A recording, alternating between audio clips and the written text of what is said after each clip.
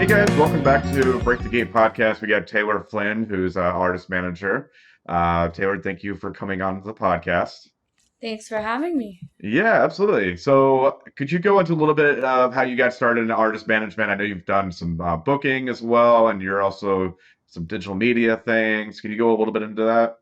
Yeah, so I guess I'll start back in the beginning. So back in high school, I used to go to a bunch of shows, and I specifically there's like a very specific moment that I remember. I was seeing a band called The Maine.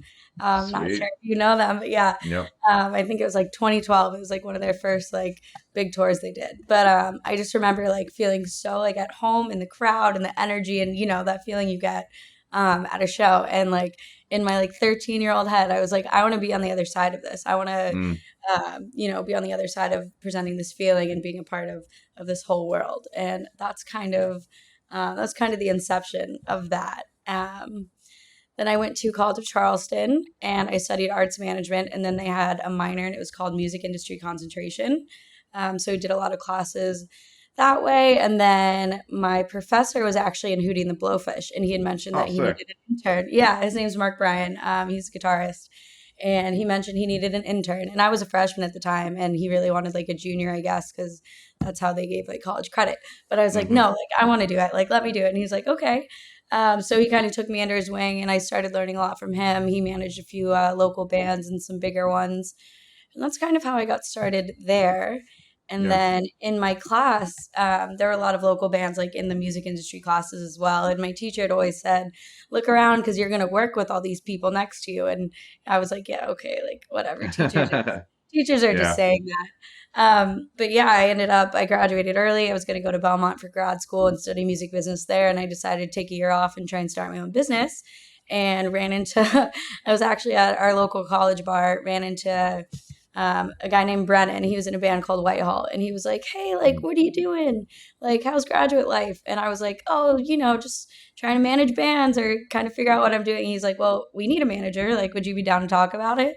And me having no actual experience or anything on my own, but I was like, "Yeah, of course. Like, I can be your manager. Like, let's do it. Let's get a coffee tomorrow." And that's kind of how I started getting into that. Yeah, that's amazing. And sometimes that's how it happens. So it's just you kind of fall into it, you Definitely. know. Yeah, that's really cool though. It's interesting because you definitely did the educational aspect of the music side versus some, people do the just experience, didn't go to school for it. So it's really cool to see the differences and know that, on the outside perspective, there's multiple avenues to go. Have you felt that the being in college has helped you? Kind of understand the music as a whole in terms of managing. Yeah, I mean, definitely. For more of the sort of like the contracts and that sort of thing, we learn that. Hmm. But if as far as like practical experience, I mean, I would say I'm mostly like self-taught because Sure. you're not gonna say in class be like, here's how you manage a band, like step one, Right. or here's how to book a show like from the ground up for a band that no one's ever heard of. So Right. it was cool because I did get to like mix that formal education with really it's just going out and doing it and learning as you go. Which Yeah. I'd say, yeah, most things in music are, where you're at, who you're talking to, who Exactly. they know, Yeah. and what you can, offer them and pretend you can offer them and then go home and, and figure out how to Right. do it and Google how to book a tour, which I Right. did a few times. Sure. But yeah, Yeah, it almost gives you kind of a little bit of a backbone, like a good habits almost, yeah, whereas, somebody who didn't go to school and it's just kind of doing it because they started booking local bands and then now they're, trying to get to this and that, they may have developed kind of more or less bad habits because they're learning everything on their own. So yeah, as they get higher up, they have to try to work out of those bad habits and conform to what industry standard is. So you've got a definitely. little bit of that competitive edge almost because you've got this slate of like this is how Got a I little know it's supposed to foundation. go. Yeah. Yeah, this foundation. Yeah, so that's really cool. So on that, what do you think are some of the skills and qualities that somebody should have to be an artist manager or even get into booking? Resilience, I guess, because booking, I mean, you can send out hundreds and hundreds and hundreds of emails. And I'm sure, I mean, this is the same, on all sides, even on the artist side. If, you're pitching yourself, you're going to send so many emails. You're lucky if you get one back. Yeah. The first tour that I booked, it was for that band. They're still around. They're called Whitehall. Okay. Yeah. But yeah, they had wanted to meet about managing. They're like, okay, so we want to go on tour. And they'd like never Sure. toured before. And I was like, yeah, I got you. Like, I can book you a month tour. And then ran home, Googled how to book a tour, and just sent, I mean, I sent thousands of emails. And Sure. of course, it gets easier, as you get a big, like, establish these relationships and you're a bigger artist. But, for a band from Charleston, South Carolina that wants to go play in Brooklyn and no one's ever heard of you, Yeah. yeah. So we ended up doing like a 3-week tour there, which is really cool. But yeah, it was, again, just emailing, following up because everyone's human. It's like you get a lot of emails that you might not answer. And then imagine these Right. venues are getting, hundreds of bands that want to play shows. So Absolutely. it's really just following up. And then when you finally get like that one show or someone answers, it's so exciting. That makes all the Yeah. emails worth it. Yeah. And that was also, I'd say that's one of the coolest things about kind of how I was like, I full service. So I do everything from, I would book the tours, but then I would also go on the tours. Mm. So that was like really fulfilling for me to be like, whoa, like I'm in Canada right now, but I was sitting at home in Charleston, like emailing all these venues. Sure. Um, Sure. yeah, seeing it come to fruition is really cool. But yeah, definitely just like not giving up and following up and following up and following up. And on the Absolutely. management side, same about like what I need from my artist. Like, hey, I need you to send me, this MP3 or whatever.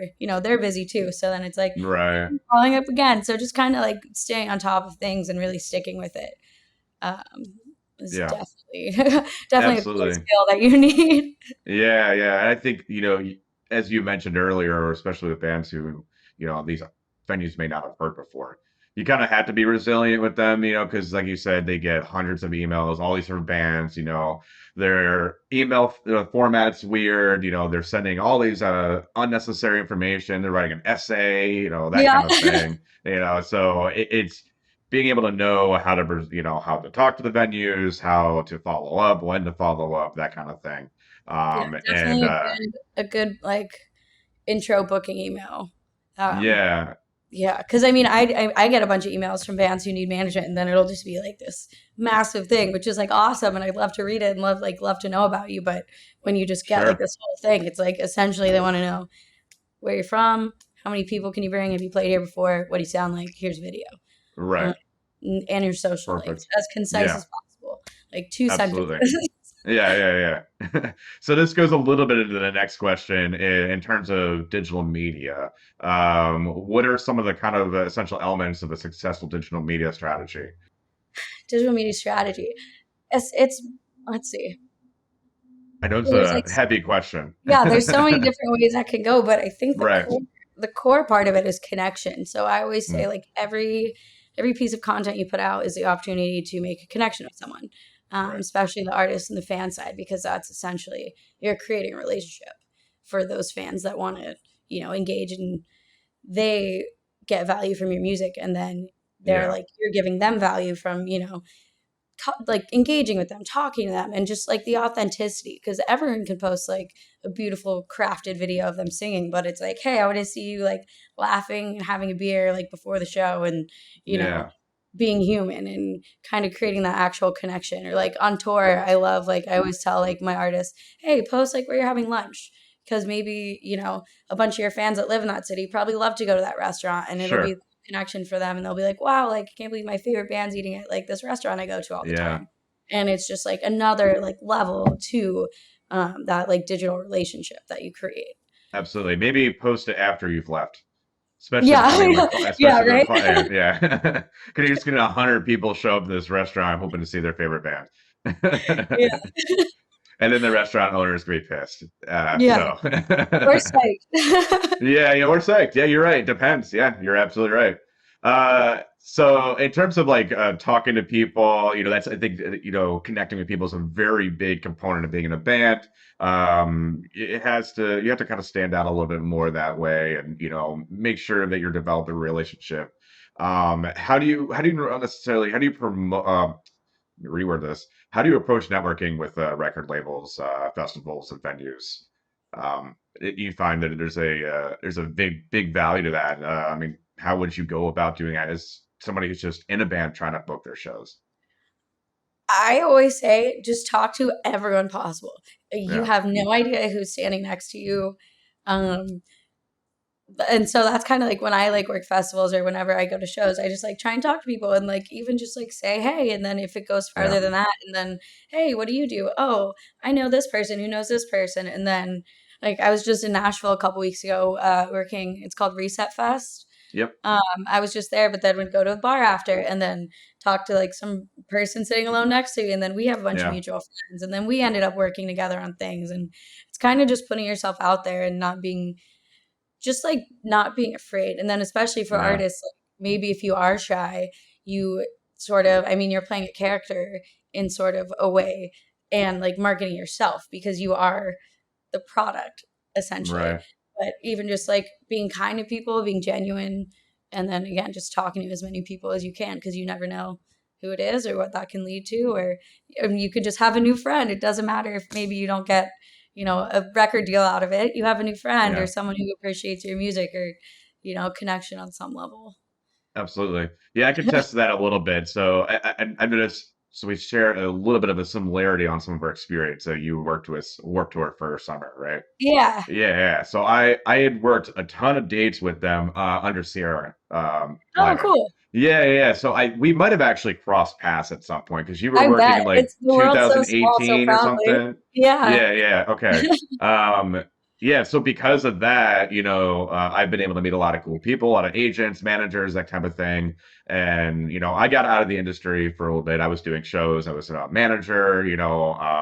I did a little bit of everything. I was a stagehand for different music festivals like Bonnaroo, Electric Nice. Forest, yeah. So when I got out of that, I still maintained a lot of these friends, and I would talk with them every once in a while, but because of that, I've been able to use that to kind of get my podcast going because a lot of the Totally. people that I've had on the podcast are people that I've associated with in some capacity. So I guess the moral of the story is you never really know how the connection could happen later on down the line. You just Totally. make that connection anyway, and if you develop a friendship out of it, great. If you develop a working relationship out of it, even better. It's just a matter of, like you said, just talking to people because you And you never especially know. with touring too. That's like one of the best things about, having friends in the touring industry. You never know when like you're going to be in the same city. Or Yep. I went and saw a band called Secrets in Nashville a few weeks ago. Um, Nice. that were some of my friends, and then they played in Charleston last night. So and Yeah. like I was randomly home like on this one day. Sure. Things like that happen all the time, and it's so cool to just like watch people grow. Be like, all right, well, I'll see you in a year. Right. Um, Right. somewhere on the road, and then like learn what they've been up to. It's really special, I think. Absolutely. I haven't listened to Secrets in a hot minute. I I think know, I right? need to put them back on again. It was them and Memphis Mayfire. Oh, sick. Okay. Was Memphis Mayflower playing in Orlando yesterday? Yeah, I think they played last night or Yeah, tonight. they did. Yeah, Yeah, yeah. I have a friend that was at the show, so that's so funny. Yeah, they yeah, were like yeah, I looked up to them so much when I was going to Warped Tour. And yeah, then it was cool to like circle back in this way and hang out with them. And they were like, "Oh, you're doing music stuff now. Like you always talked about it as a kid." So yeah, absolutely. Yeah, yeah, so it's so cool that you've got that connection with Warped Tour, and I'm pretty sure I threw this into this pre-question thing, but I want to just go right into it. What was that experience like? And how did you get into that? yeah. So I mean, I've been going to Warped Tour ever since. I think the first one I went to was like 2013. Okay, Um, and I'm 27 now, so that was like okay, 10 years ago. yeah, yeah, It was crazy, yeah, but my parents would drive me to. I lived in Ohio, so we do like the Cincinnati ones, and then they drive me to like yep, all the surrounding states. And I'm really lucky that they loved it too. They wouldn't yeah. just drop me off; they'd like come in with me, and like that would be really fun. Did they But take advantage of the parents tent? no, dude, they would be like side stage, hang out with the bands and Oh, stuff. hell And I'd be yeah. like, yeah, I'd be like running around, like, doing the Warp Tour, like all the Yeah. things, all the meet and greets. And like my parents will text me, they're, oh, like we're backstage, like with the main, like in the shade. And I'm like, okay, cool. Um, Sick. yeah, it's like sweet. So that's also kind of where I got my like networking kind of Sure, thing. sure. My dad will just walk up to like people and be like, "Hey, like, are you guys playing today?" And then it end up being like Pierce the Veil or like Right. something like that. That's amazing. But yeah, again, just like going and then building those connections and talking. And I'd always been like, I'd like to do this. But that was definitely one of the most like physical and emotionally exhausting experiences ever. Um, Absolutely. Taught me a lot. Like we'd have to carry, so I was doing merch and you just have Yeah. like these crazy boxes and we'd be at crazy venues, it'd be like 110 degrees in the morning. And then you'd have like a mile. There's one, I forget where we were, somewhere in Colorado, I think, but it was like a mile walk from the Yeah. buses to the fairgrounds. And Yeah. I was like, well, I don't really have a choice. Like, I have to carry this. So I'm just like going to do Sure. it. And like, still to this day, like when I have to do like things like that, Yeah. that are like, I don't know, I can't think of it, just like heavy things or like things like that. I'm like, I don't have a choice, got to do it. Right.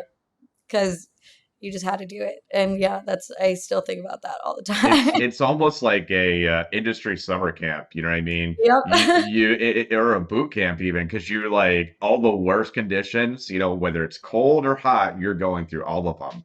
And you're outside. It's not like you're showing up to a venue and you're loading on the stage. That's In the inside AC with, yeah, with and a bunch of yeah, stage hands. right, with a bunch of stage hands. You're doing it all yourself. Yeah, So it's cool because it allows you to kind of, when you do other things, it makes you to go back and say like, okay, it could be worse. totally. Yeah. That's awesome though. So in terms of like the business side of things, how do you approach, contract negotiations and dealing with some of the existing and potential partners for an artist? Specifically, So like, even if it's like if you're trying to say, okay, so if you're their manager and you're trying to get them an agent, how do you negotiate that? I guess it would just kind of depend. Yeah, I don't really know how to answer this actually. Yeah, Like, that's what I strive for. It's questions I that stump you. mean, yeah, there's just like so many different ways it could go, but Sure. essentially, it should be a mutually beneficial partnership, obviously. But I guess in that case, it's like, what can you do for us the most? Um, Right. but then like definitely like looking at their history and then like figuring it out, or then if you have other people who've worked with them, like, hey, what deal are you getting? Um, Yeah. and then also like not selling yourself short either. Uh, Right. Yeah. I think that's a big component too, because it's really hard for bands to figure out how not to sell themselves short. yeah, I still It's like it's hard to struggle. figure that out. Yeah, Yeah. I struggle with that because I do photography and videography as well, which is actually kind of how I got started in like touring and most of that. But it's Sure. hard when you're working with smaller bands and they're like, okay, well, we don't have a budget. I'm like, okay, well, Right. it hurts me to like not get paid, obviously, but then Yep. like I'm not going to give up the opportunity to do this because I'm not going to get paid because then eventually you'll get the paying gigs from that. Uh, Absolutely. but then, yeah, that's always been a tough thing. And like, okay, well, I know I should charge this much, but I know you only have this much, so like, I'll do it. Uh, Yeah.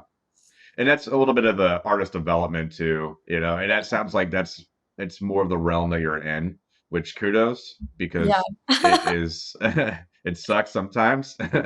um, but that I think that also shows a little bit of who you are as a person. You're a fan first. You yeah, know, you just have that business mentality that most other fans or musicians or whatever don't have.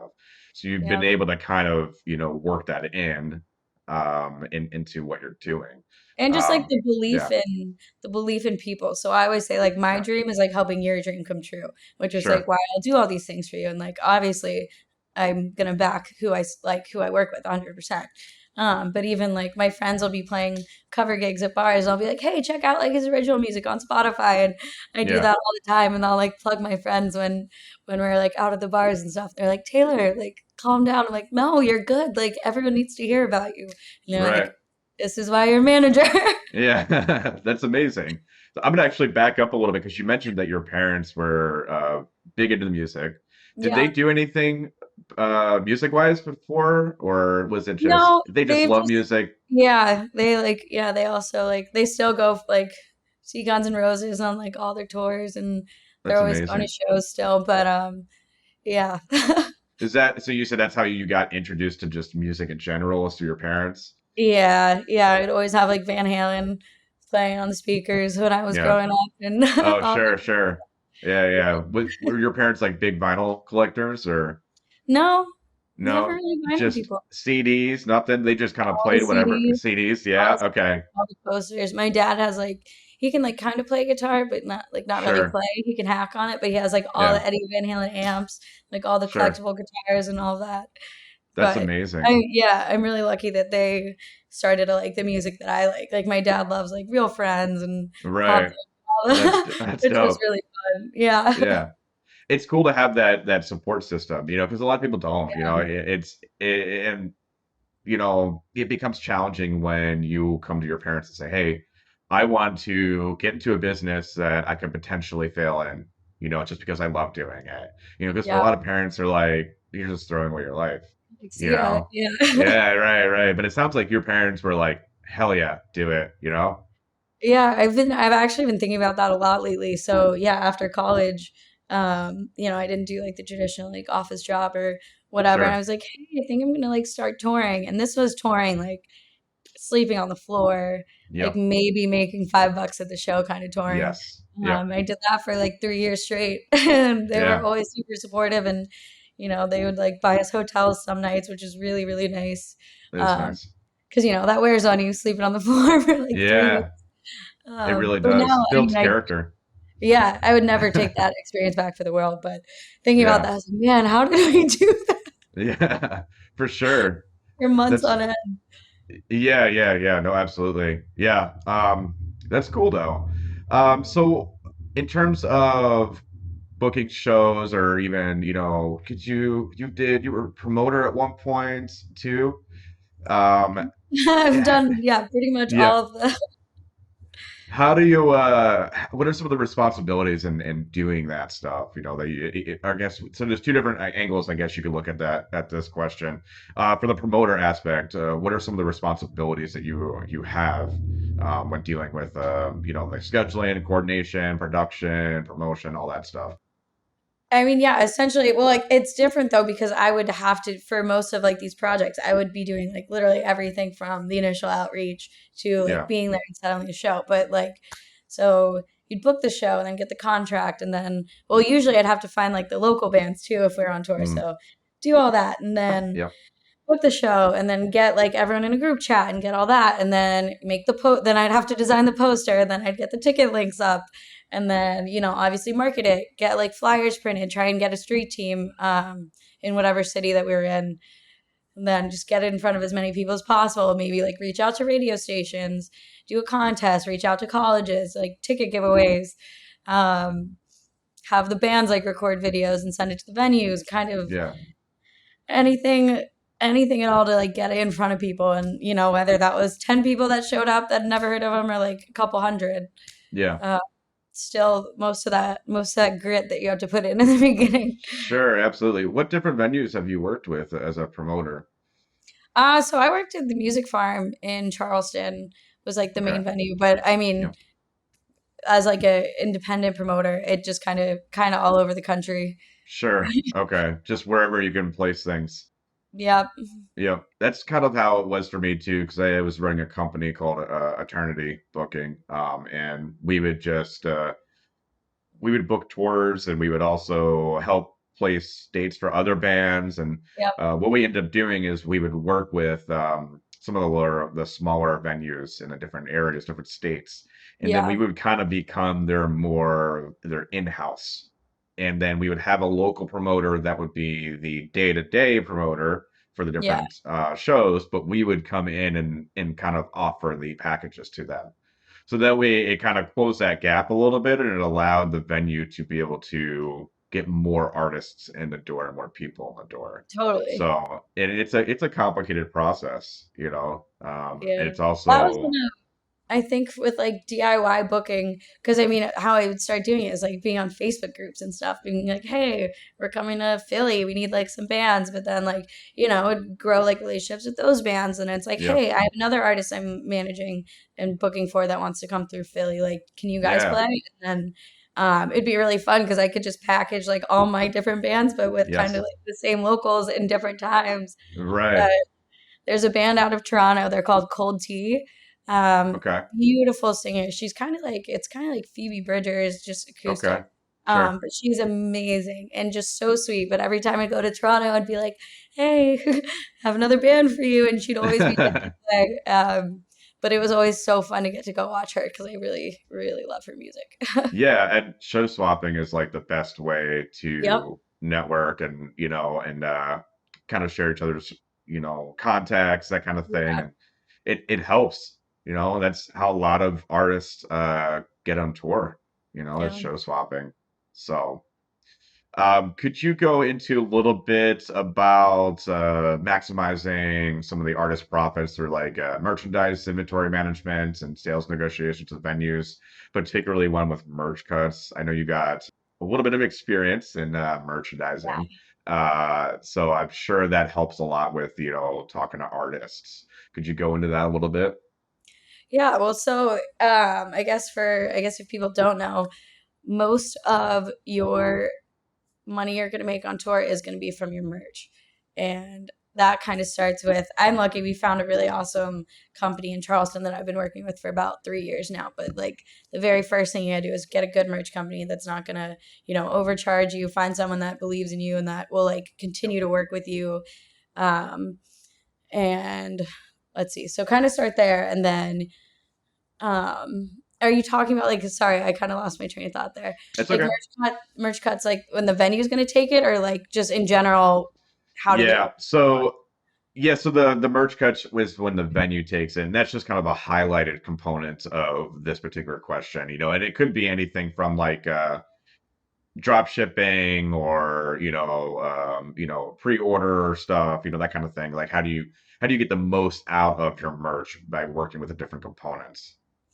Yeah, okay. So most out of your merch, what we've learned is definitely order in like I like to order in bulk and I'd rather Mm, have more than less because like the past few tours like we'd end up having to do like a rush drop ship because we were like oh like maybe we won't need as much as we think we will and I always say get more because you're going to need it eventually sure. which if you have the money up front to do of course Right. um, but again the more you get the more you can make on it so I like to do that Sure. instead of having to like continuously drop ship which we end up having to do anyway but uh, Yeah.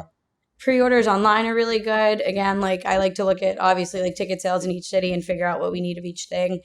But we've been doing pretty well with it. We always get really low on like, you're gonna get low on like your mediums and larges. So like we always send more of those. But again, you gotta pay like the shipping fees Right. with that. So we try not to do that. We've been pretty lucky with the venues not taking merch cuts, the ones we've been playing, at least Good. recently. Yeah. Um, but that's always tricky. Going to Canada and having to declare all your merch is always tricky. Yeah, yeah. Probably can't say anything more on here, but Well, do you like raise your prices a little bit to account for that, or? no, because it's I would say no, it's like not really fair, like I agree. to the fans. Right. Um, but again, it's kind of good. Like if they're usually at bigger venues where we're making more money when we have the merch cut, so that's like fine. Sure. But Right, right. yeah, I That's mean, fair. obviously there's like and supply and demand too. If we are running out of stuff, I'll mark everything up like $5 or $10 because it's like the only ones left. Um, Right. Okay. yeah, or and Now, then so another just like another thing that I see bands starting out with is getting I think something very important is getting quality merch. It's like spend 10 more or whatever, maybe like $3 more to get a comfort color shirt instead of, sure. the crappy one because your Yep. fans hopefully it's a shirt that they're gonna have forever and keep wearing and wearing and then as Yeah. just a good shirt, they're gonna want to buy another one and another one and another one. Yep. So that's definitely worth it and to charge people $5 more or whatever your price breaks are gonna be. Um, Definitely worth it to get good merch, And that's especially what I now. was going to get to next. Yeah. Yeah, people are putting out like big merch lines. Like, I don't know, Grayscale? Yeah. Yeah, their merch is always so cool. Like, they're doing Yeah. really, really cool stuff, and it's definitely not just t-shirts anymore. Right, right.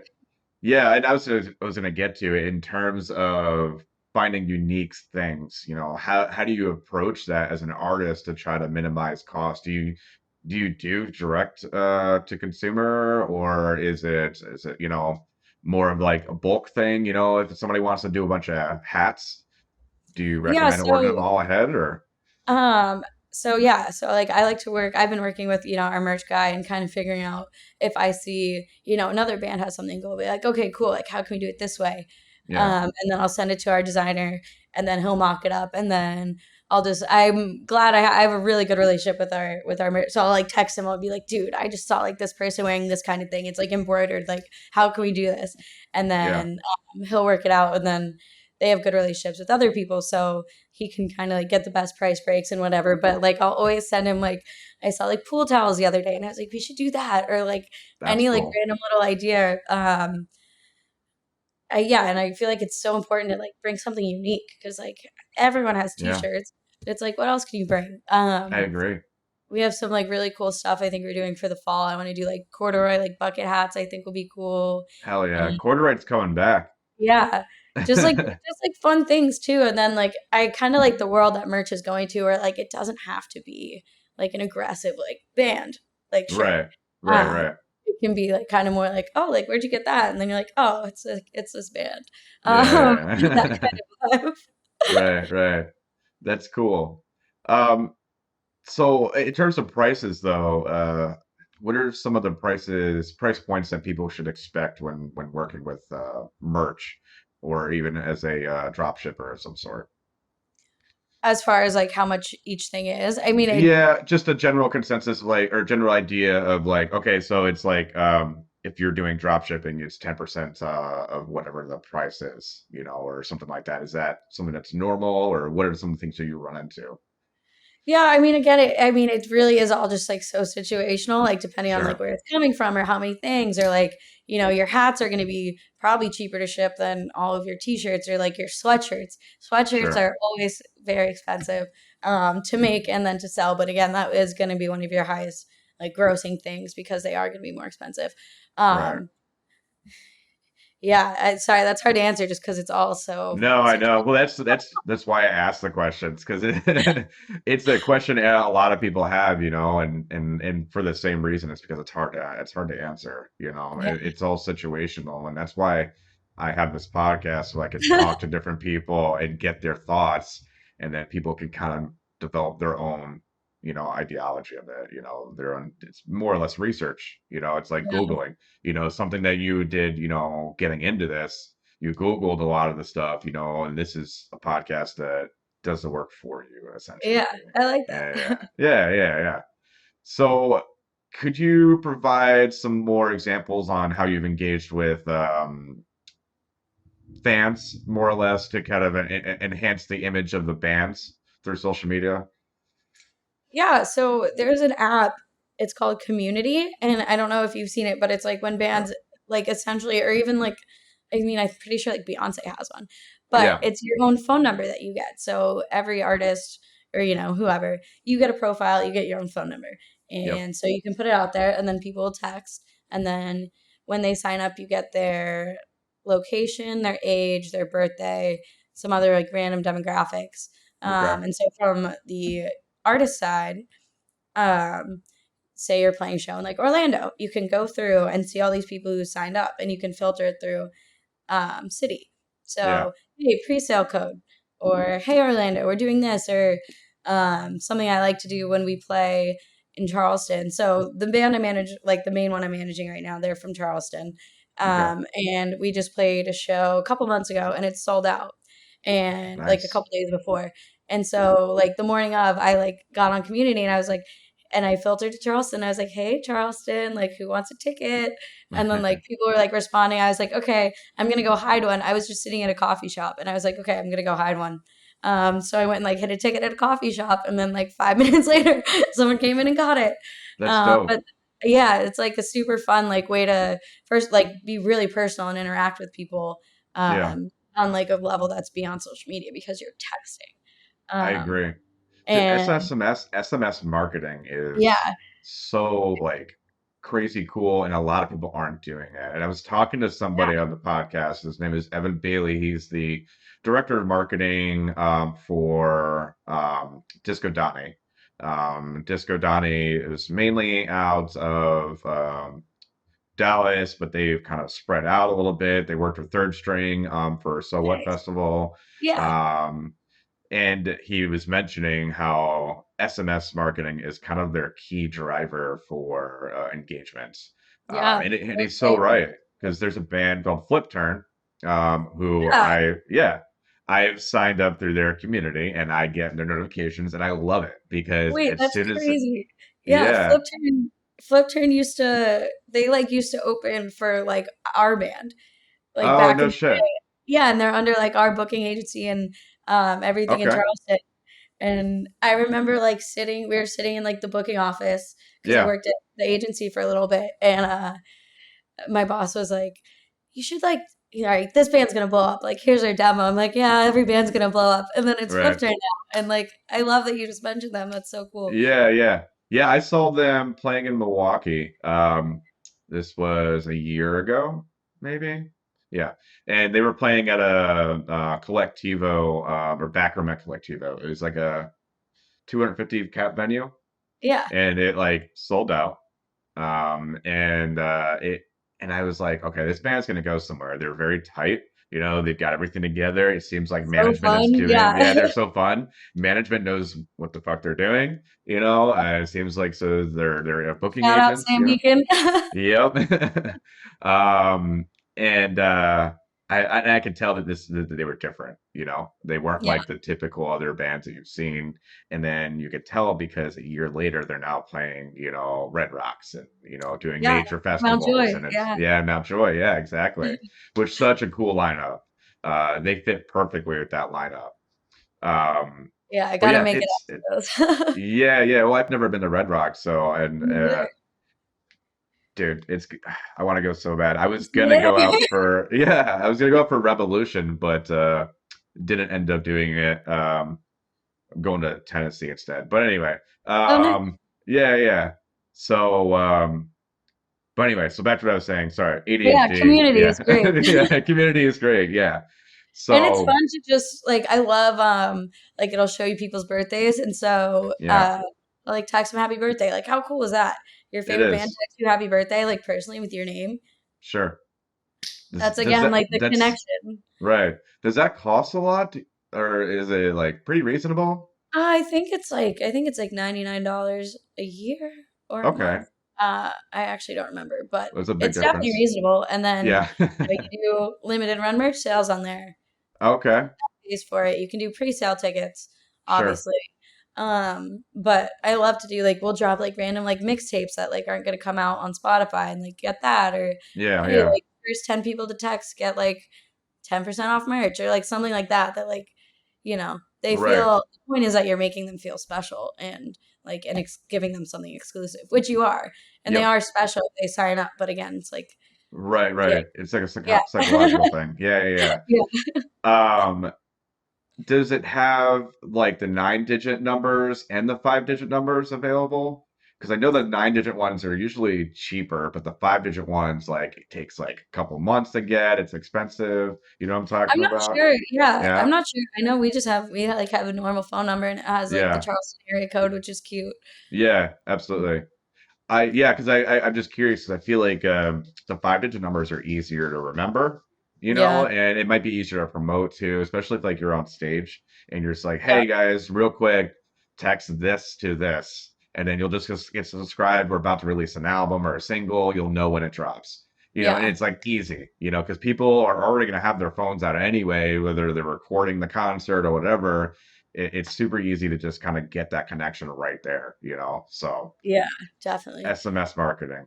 It's right. It's Yeah, I was in New York, I think like last week, and I guess I'd signed up for this. I forget the artist, but someone super random. And then I yeah. like got a text. It was like, "Hey, DJing at this rooftop tonight," and I was like, "Whoa, you texting me personally?" Right, right, right.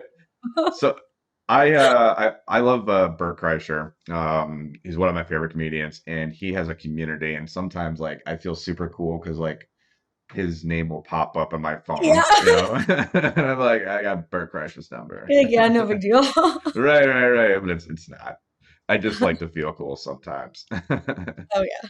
So, what are some of the other platforms that you use for your artists? Yeah, I notice a lot of people are using different types of like, what's the word I'm looking for? Like a one-stop shop, I guess. Like Linktree is one. Linktree. Yep. Yeah, I yeah. love Linktree. Have you noticed any other ones that have helped a lot? 'Cause I've noticed like in terms of connecting platforms, you have to find one that is seamless, especially if you tag it on like TikTok or Instagram, because Yep. sometimes That you'll leads go you to to the these. other, leads you to the other. Yep, exactly. And some of these ones don't, the integration isn't seamless when working with Spotify, which is a big Yeah. component to pushing your digital media. Because like you'll click the link for Spotify, it'll bring you to a web browser, then you gotta log into Spotify, I then know. it's most people Yeah. are not gonna do those extra steps, you know? Yeah. So yeah, with like the pre-saves and stuff. I think Right. we use what do we even use? I think we use like 1 RPM to make it makes our link and everything. It's pretty Sure. Spotify's integration with like bands in town and then now you can sell your merch on Spotify has been so great. Yeah, Uh, yeah. That's true.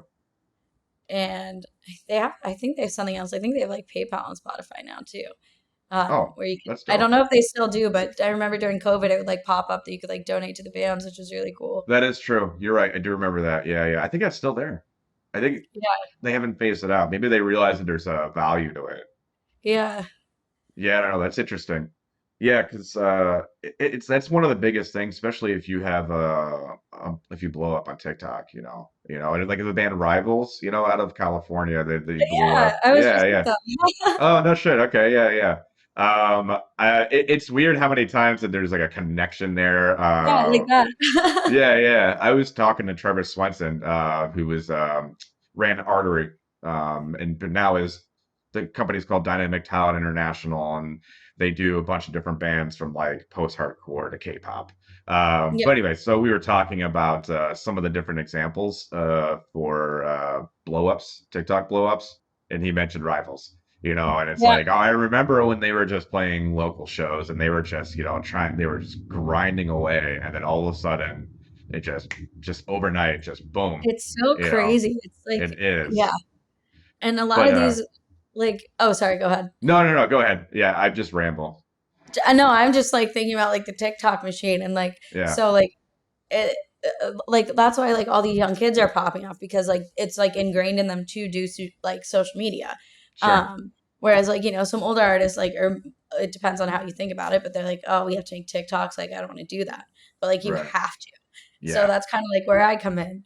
But like, there's only so much I can do that's like not other than like me like sitting there and like filming myself singing your song. Like, no one Sure. wants to see that. Right, right. But yeah, again, that's like something that's like willing to, it's like the biggest tool ever if you can meet it where it needs you to put in your Yeah. work. Have Um, you found that there's like value in doing like influencer marketing, as yeah, a band? yeah, definitely like, I mean, influencers in general are obviously Sure. like the best thing you can do for marketing, but like Right. getting someone cool to say that your shit Yeah. uh, It's cool. is cool. Like, Yeah. that's just I mean that's just kind of how things go too. Right. Like, if your cool friend is like at the bar like, hey, like listen to this band, you'd be like, oh, you're cool, like I bet they're cool. And then you see someone on TikTok with a TikTok personality, whoever, you probably like already in your mind you like already think you know them and you've like trusted their recommendations before. They play a Yeah. song, you're like, okay, like sure, I'd love to check out this band that this person that I look up to likes. Yeah, absolutely. It's a vouching. It's a Yeah, virtual vouching. exactly. Yeah. Yeah, Oh, yeah. that's cool. Virtual Yeah. voucher. I like that. Yeah, yeah, thanks. Sometimes things come out that sound good. Um, so how about like release strategies? What are some of the release strategies you found value in? I mean, other people have mentioned like the waterfall release strategy. There's like Like a all these pre-save different ones. campaigns. Yeah, Yeah. everybody's come with all different types. What are some of the ones that you found value in? I mean, again, just like the TikTok thing. Yeah, Like you sitting there, you pick like your one part of your song that's catchy, and then you just make the TikTok every single day, every single day, yep, every single day. Like no matter what you're doing, you play the same part of it, and then eventually it'll catch on and catch on, and then by the time the song comes out, there should be I mean, this guy, Braden Bales. Yeah, Yeah, yeah, so like he like his one TikTok blew up, and then his song got like 2 million plays like in the first yep, like day it came out. right, Um, right, crazy. just insane. Yeah, But that's just like kind of how you have to do it. Or right. my friend, he goes by It's Baby Jake, and Okay.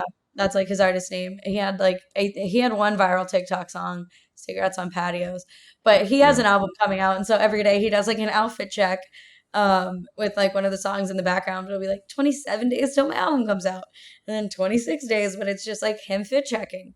that's But dope. that's like fun to see, and it Yeah, keeps yeah, coming up, and then eventually, like, you'll see it be like, oh, 3 days till the album comes out. Oh, I should probably, like, oh, the album's out. I've been seeing this for the past month. I should probably yeah. listen to it.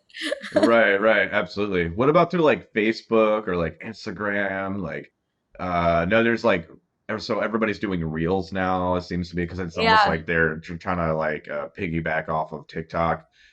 Is there any value you've noticed in doing Reels? I mean, yeah, definitely. It's all about like the algorithms and whatnot. And now Instagram's like favoring video content and kind of just like the same thing. It's just kind of getting it out there and like as much as you can put out. Definitely like quality content over quantity, I would say. But literally even just like posting every day or like the community thing, just like Yeah, texting, kind of just like, because like, and it'll, putting it on every platform obviously is different, and it always feels like a lot if you're posting on every single platform, but the odds that what like someone that follows you on all of them, probably not, unless they're a yeah, super fan. And then like the odds that people are going to see them all the time, no. Like, true. Right. and that makes sense in my head. But just like putting out as much as possible, and then you never know what one TikTok will pop off, or Yeah. what like one post will get shared by someone else, and then like that'll like gain something else, and just like, but yeah.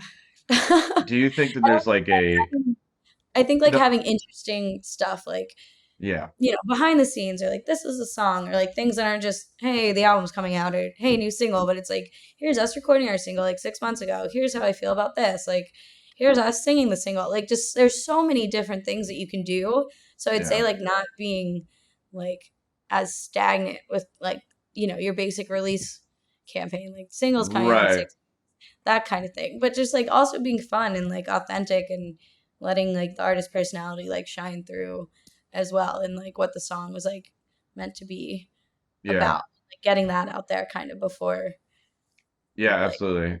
yeah. I love talking I just about went on like a tangent there. no, it's okay. It's okay. I love talking about unique things because like I just like I love new ideas. Like I love coming up with new ideas. Like they're just going to be more attention grabbers. Some of the things that like as like a manager that I've brought to like artists, said, hey, merge table, like to get people there, bring like a video game, you know what I mean, or like with a little Yeah, TV, and then like just do Super Mario competition or something, and just like get give away shirts in exchange for that. Because at that point, you're not necessarily interfering with like the bands that are playing. You're just trying to provide some kind of engagement and people come to your merge table and just talk to people, you know. exactly.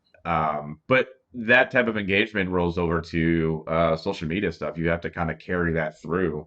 It's a follow up. It's like It's the like a first string thing. kind of is how I try to Yeah, think of it. yeah, Yeah, exactly. It's like the first thing you learn in any type of business school. It's the follow up. There's that initial engagement, and then that personalization. I relate to you in this way. yep. So that becomes a memory, and then when you follow up, you've got them, and then that you've got them for a long So time, and blood you're and good. sinker. Yep, exactly. Hook, line, and sinker. Yep, exactly. So finding unique ways to be able to do that in person and through social media, that's where bands have to kind of come together as creative individuals and say, okay, how do we do this that relates to our brand, that relates to what we're trying to do, and capture the people that already love us. Let's just make it more of a memory because there's so Totally. much oversaturation in the music industry. You have to stand out, and it's good artists most of the time. 95% of the time, it's good artists of oversaturation.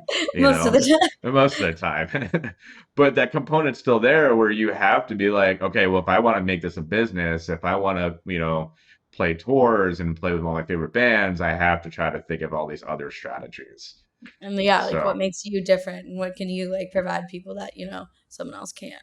yeah, exactly. Yeah. So to kind of go back a little bit into your early days of getting into the music industry, you worked for McGee Entertainment and then Chucktown Music Group, right?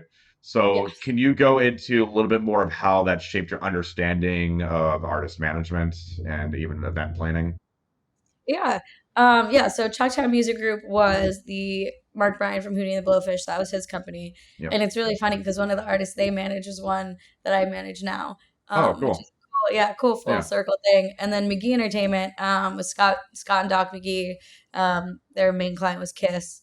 Yep. And Hootie and the Blowfish was also under them, which is funny, just like all the Yeah. connections. Yeah. But that, I mean, I was definitely more of like a fly on the wall for that one at McGee. I think I was like 18 or 19. And I was like living in Nashville interning for the summer. But just like to be around like all these different things. And that was like that was like my first like exposure into like the real like music industry and just like what was Yeah. going Yeah. on. But I mean, I did like all the admin stuff, like calendars and like mailroom stuff. I mean, I was Sure. just like happy to be there. And of course, it's how you have to start. But I was like, hey, I noticed like you're talking on the phone about this. Like, what? How does that work? And just kind of like learning by kind of like osmosis. Sure. Because I was just kind of like there for anyone who like needed things, but then mostly was just like able to like learn about these different things, or like they were doing like CMA Fest, and like I had Mm. never thought about, just that's kind of where I learned like there's so much that you could do in music that you don't even Yep. think about. Exactly. But yeah, I mean, or they'd have like new artists come in, and like I'd get to sit in on like kind of like the artist development sort of panels, which I really liked. Yeah. Yeah, That's it cool. was so long ago. I was like trying to think Yeah. what else I did, but a lot of it Yeah. really was just like emailing and like Sure. uh, But it's admin. definitely helped like give Definitely, you a better understanding of yeah. how the world works, in Yeah. terms of artist management. That's cool. Have you ever done things like launch? Have you been to any of those types of like music conferences, Mm-mm. or like a Polestar or anything like that? No, I never went to Polestar. Okay. Um, yeah, no, I've never. Yeah, I don't remember who I was talking to, but they were talking about how, oh, maybe it was Trevor Swenson. I don't know. But anyway, they were talking about how there's value in some of those things, as like whether you're like being a booking agent or an artist manager of some sort, some of them are expensive to get into. Um, but it's the networking component of it, you Yeah, put know. yourself in a room with people that do what you want to do. Yeah. Um, Kind of like what I always say, or like surround yourself with, people who are doing what you want to do. And then, Yeah, absolutely. So I think we have time for one more question, which is crazy. An hour has already passed. So, what advice would you give to somebody who is trying to get into anything in the entertainment industry, whether it's artist management, booking, stagehand, whatever? What kind of advice would you give? just do it. Go be around it. If you wanna, if you wanna start doing merch, if you want to be a touring merch person, go to your local shows. Ask the band, hey, do you need merch? Like, do you need Yeah, help? Like, I'll totally help you. Like, just go out to shows and again talk to people. Offer, whatever you can offer, because there's a lot of bands that need a lot of things, and they might not even know that they need it. yeah, Like, hey, like let me like again, like let me do your merch. If you want to like work at a venue, hey, do you need help like cleaning or like anything at all, just like to get your foot in the door. And yes, um, don't be afraid. I mean, kind of might not be good advice, but don't be afraid to do it for free for a little yep, bit until right, you realize that you are providing value and whatnot. But that's kind of just like how you have to get started, is just like go put yourself in the situation that you want to be in and yeah, tell people what you want to do, and yeah, hopefully it should like spiral from there. yeah, um, but absolutely. yeah, really just getting out and putting your feet on the ground and doing it. Yeah, yeah, you're right. And I think that segues too into the bands, of especially the cleaning and the helping of things. Like at the end of a show, I've always told the bands that I've worked with to ask the promoter if they need anything before you leave. Yep, Whether it's helping clean the venue, helping other bands put their gear in their trailer, because those absolutely. little things like help make you stand out, It's the professionalism that the promoter is going to remember. Like, damn, I've been booking bands for so many years, and I can only mention 5 bands that have ever done anything Yeah, like nice. this. Yeah. Yeah. So when you create that memory, it allows them to give you that next step of, okay, when you're back in town again, We'll you put you on a know, better bill. Yeah, exactly. exactly. Yeah. And yeah, So just being nice, leaving a good trail of wherever yeah, you go. don't be a shitty human. That's number Yeah. one. That's really what it is. Sweet. Well, Taylor, thank you so much for coming on. You provide a lot of value in your question and your answers, and I think a lot of our audience will resonate with it and be able to take it and run with it. So I appreciate that. Yeah, I appreciate you having me. And I hope Yeah. I'll see you. I gotta see you at a show soon. Yeah, for sure. Yeah. I'll hit you up when I'm in Tennessee, I guess. Well, yeah, you're in South Carolina, right? Yeah. I'm all around. You're all around. Sweet. Thanks.